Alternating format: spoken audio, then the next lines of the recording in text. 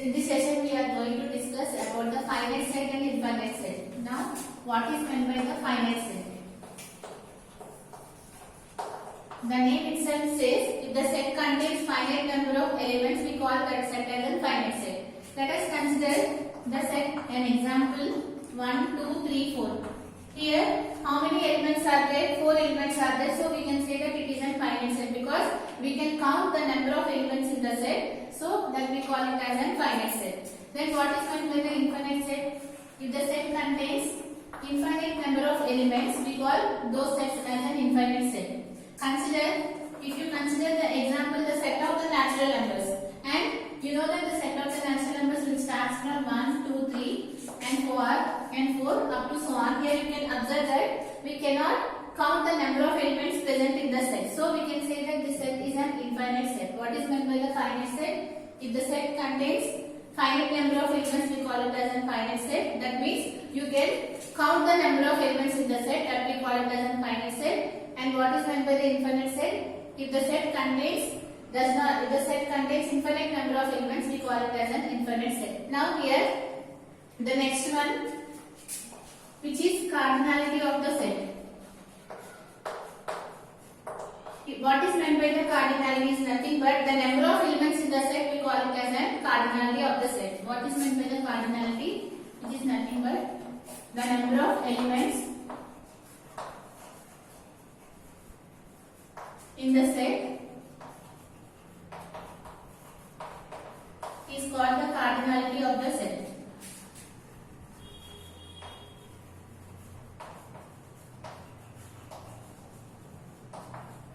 Here, and the cardinality of the set is denoted by the symbol n of which set we took, that set you need to write. N of A, n of B, any set. So here, what is meant by the cardinality? The number of elements in the set, we call it as a cardinality of the set. Let us suppose here they will ask what is the cardinality of this set. Then you know that the cardinality of the set is denoted by the letter n of A, and what is meant by the cardinality? The number of elements in the set. You need to count the number of elements. How many elements are there in this? 1, 2, 3, 4. So we can say that n of A is equal to 4. Let us suppose they have given here 5, and they will ask the cardinality of the given set A. Then how many elements are there here? 5. You can count it 1, 2, 3, 4, 5. The cardinality of the set A is 5. And the cardinality of the infinite set that we will discuss in the higher classes. Now what is meant by the finite set? If the set contains finite number of elements, we call it as a finite set. And if the set contains infinite number of elements, we call it as an infinite set. And what is meant by the cardinality? The number of elements in the set, we call it as a cardinality, and it is denoted by the symbol n of A. Now here, let us see few examples about the cardinality of the set.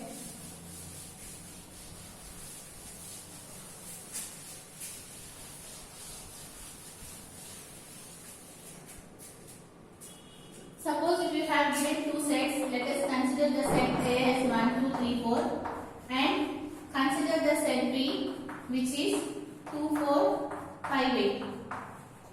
And if suppose they ask find the cardinality of, they will ask find n of A union B. Then how do you find? Here n of A union B is nothing but you need to find the number of elements in the set A union B. This is the meaning of n of A union B. That means you need to find the number of elements in A union B. Here, what we need to do if you want to calculate n of A union B, first we need to know how many elements are there in A union B. First, you have to find the number of elements in A union B. What is A union B is nothing but we have to write all the elements that are present in both A and B. So, write it how many elements that are present here 1, 2, 3, 4, and after that in a set the elements cannot be repeated. So, no need to write 2 because we have already written. Similarly, 4 is also we have written. What's the next element, which is 5 and which is 8. Now, we have written A union B. The set consists of 1, 2, 3, 4, 5 and 8. If you want to find n of A union B, what it indicates? You need to write the number of elements that are present in A union B. So, find it how many? 1, 2, 3, 4, 5, 6. Here, the n of A union B is nothing but 6. Like this, you can calculate. Suppose they will ask n of A intersection B. That means how do you find? First you need to find how many elements are there in A intersection B. Finding A intersection B. How do you find A intersection B? A intersection B is nothing but you need to write the common elements that are present in A and B. Now see what are the common elements in these two sets. You can see here 2 is the common element and 4 is the common element. So write it here 2 and 4.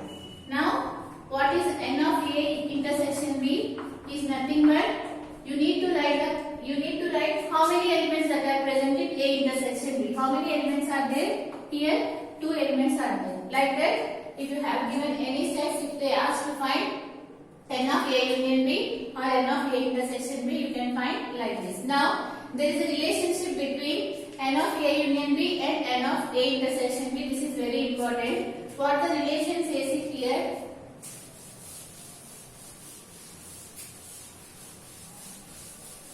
Here is nothing but the relation between this one is n of A union B is always equal to n of A plus n of B minus n of A intersection B.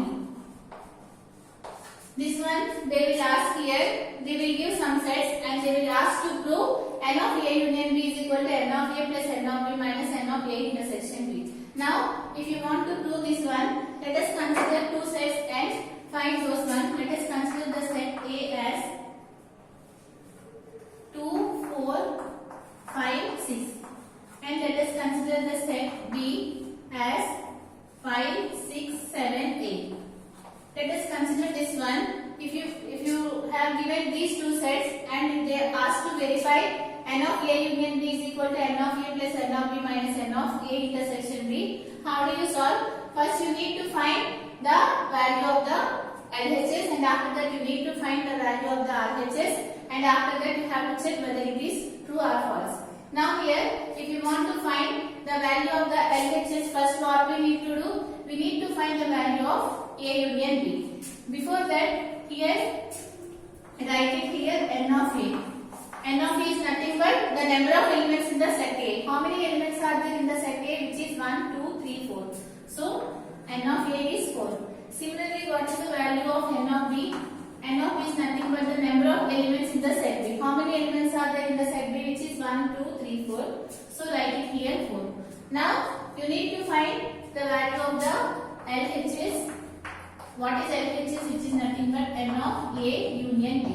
Before finding the number of elements in A union B, we need to write what are the elements that are present in A union B. Right? What is A union B? A union B is nothing but we need to write all the elements that are present in A and B. So write it here. What is the first element, which is 2, and after that here 4 and 5 and after that 6. We have already written 5 and 6 and what is the next element, which is 7 and after that 8. So we have written all the elements. Now find n of A union B. What is n of A union B? Just you need to count the number of elements that are present in A union B. How many elements are present? 1, 2, 3, 4, 5, 6. The value of n of A union B is 6. Now you need to find the value of the RHS. So before finding the value of the RHS, you know what is n of A and you know what is n of B. Now you need to find the number of elements that are present in n of A intersection B. Now here consider A intersection B. A intersection B is nothing but you need to write the common elements that are present in A and B. What are the common elements that are present here? 5 and 6. These are the common elements that are present in these two sets. So write it here 5 and 6. Now you need to write n of A intersection B, which indicates the number of elements in A intersection B. How many elements are present? 1 and 2. Now calculate the value of RHS. What is RHS now here? You can take here n of A plus n of B minus n of A intersection B. What is the value of n of A? How many elements are present in A, which is 4? How many elements that are present in B, which is again 4? And how many elements are present in n of A intersection B, which is 2? Now calculate here what is the value of 4 plus 4, which is 8 minus 2, you are getting here 6. So we got here the LHS as 6 and the RHS is also 6. From this we can conclude here n of A union B is always equal to n of A plus n of B minus n of A intersection B. This is a very important relation between the cardinality of the set. What it states here, n of A union B is always equal to n of A plus n of B minus n of A intersection B. That means if you have given any two sets, if you want to verify this relation, just you need to find the number of elements in A union B, A, B and A intersection B. After that, by the calculation you can prove here those two are equal. Now, based on this, we are going to solve the next exercise.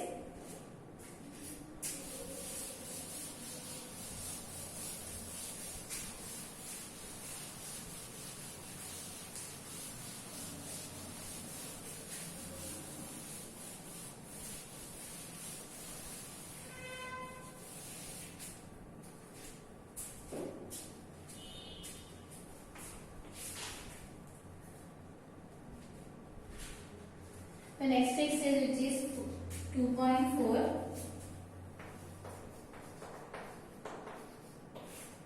In that, the first question, state which of the following sets are empty and which are not. Here they have given some statements, just you need to tell whether they are the empty set or non-empty set. What is meant by the empty set? You already discussed what is meant by the empty set. The set which does not contain any element, we call it as an empty set. And the empty set is denoted by the symbol like this or like this, and we call the empty set as the null set or the void set. Now see the first statement, what they have given here, the set of lines passing through the given point. Here what the statement given here, the set of lines passing through the given point. Let us suppose this is the point. How many lines we can draw passing through this point?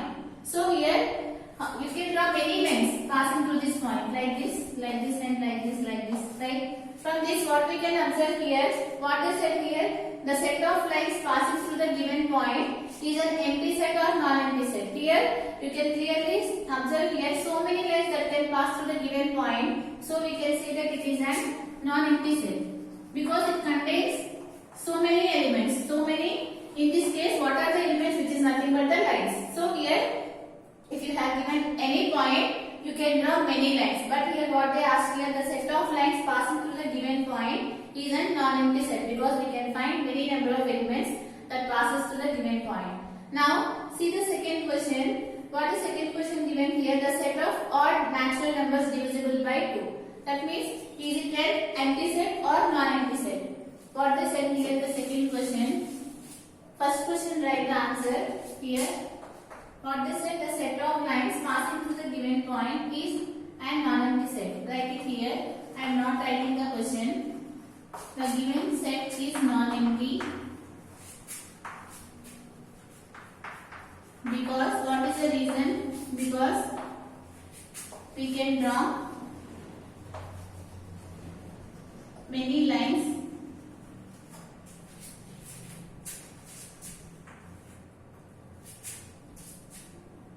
in a given point. That means if you have given any point, you can draw many lines passing through this given point. So we can say that it is a non-empty set. Similarly, see the second question. What they have given here, the set of odd natural numbers divisible by 2. So you need to tell whether it is an empty set or not. Before that, you need to write the set here. What is the set given here? The set of odd natural numbers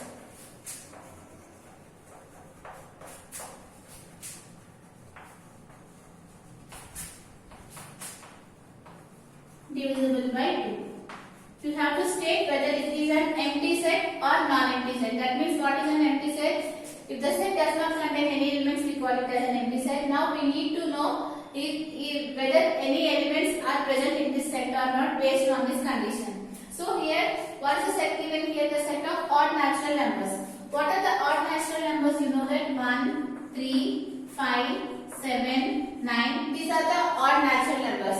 And what they have given are divisible by 3. You know that any of the odd number is not divisible by 3, which is divisible by 2 because you are not getting the remainder as 0. So we can say that it is an empty set because we did not get any elements that are present in this set. What is the set here?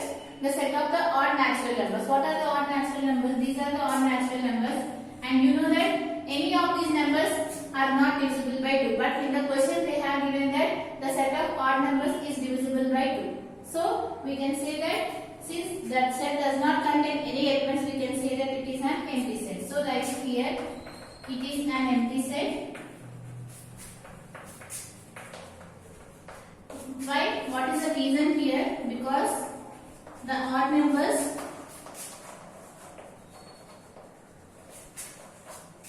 are not divisible by 2.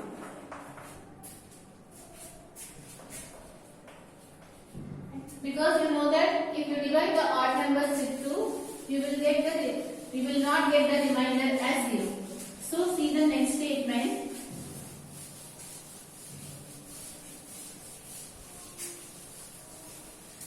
Here is the third question.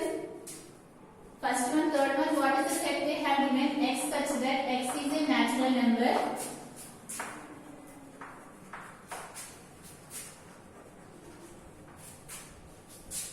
X less than 5 and x greater than 7.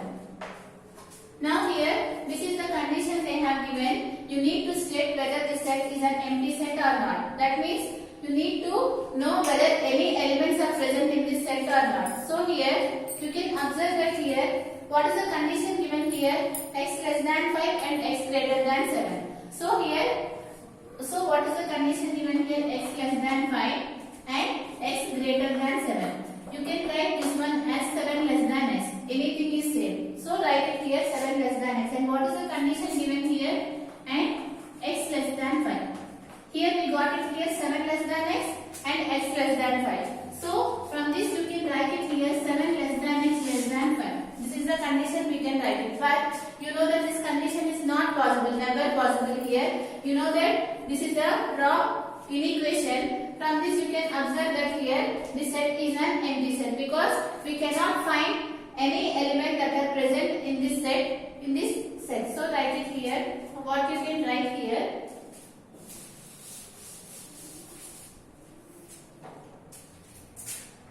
The given set is an empty set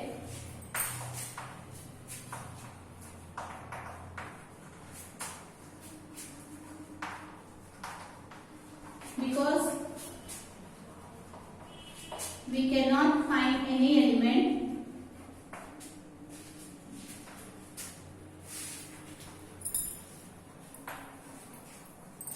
satisfying the given condition.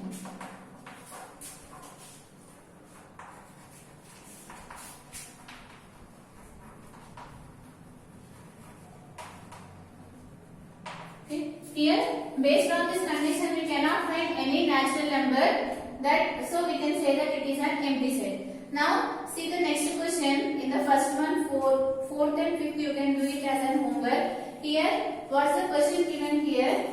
This one homework. In the first question, 4th option and the 5th option, you can do it. Here, what they have given, x is a common point to any parallel lines. That means here in the 4th question, what they have been just I explained. If you take any two parallel lines, then what they are saying here, you will get some common point to these parallel lines. You will never get a common point if you take any two parallels, because if you extend these parallel lines, it will extend like this. It will not intersect at any point. So we can say that it is an empty set. And the next one, the set of even prime numbers. So you know that is there any even prime number? Yes, you know that 2 is the even prime number. So we can say that since it contains at least one element, so we can say that it is a non-empty set. You can do these two as an homework. Now see the second question.